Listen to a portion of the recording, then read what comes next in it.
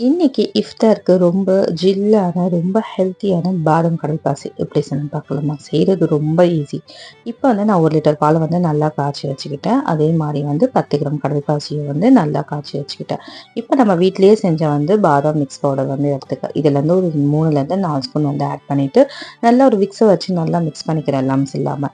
அப்பதான் வந்து கீழ அடி பிடிக்காம இருக்கும். இப்போ வந்து 1/2 கப் வந்து கல்கண்டு ஆட் பண்ணிட்டு நல்லா மிக்ஸ் பண்ணிட்டு, கல்கண்டு கரைய வரைக்கும் பால் நல்லா கொதிக்கட்டும்.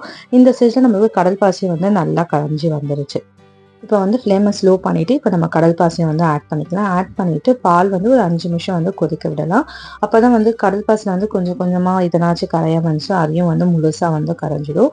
நல்லா கொதிச்ச அப்புறமா வந்து ஃப்ளேம ஆஃப் பண்ணிட்டு, ஒரு பிஞ்ச் வந்து உப்பு ஆட் பண்ணிக்கிறேன். இது வந்து ஆப்ஷனல். நம்ம வந்து ஸ்வீட் வந்து என்ஹான்ஸ் பண்ணி குடுக்கும் அதுக்காக. இப்போ ஃப்ளேம ஆஃப் பண்ணிட்டு, உங்களுக்கு பிடிச்ச கப்ல வந்து நீங்க வந்து இத போட்டு வச்சுக்கலாம். இது வந்து ஒரு வெளிய வந்து ஒரு 1 மணி நேரம் வந்து நல்லா ஆற விட்டுட்டு, அப்புறமா ஃப்ரிட்ஜ்ல வந்து ஒரு 2 மணி நேரம் வந்து கூலிங்காக வச்சுக்கோங்க. நீங்க நோன்பு தொறக்கும்போது எடுக்கும்போது சூப்பராவே செட் ஆகி இருக்கும். ரொம்ப நோன்பு தொறக்கும்போது ரொம்ப சூப்பரா இருக்கும். கண்டிப்பா ஒரு தடவ ட்ரை பண்ணி பாருங்க.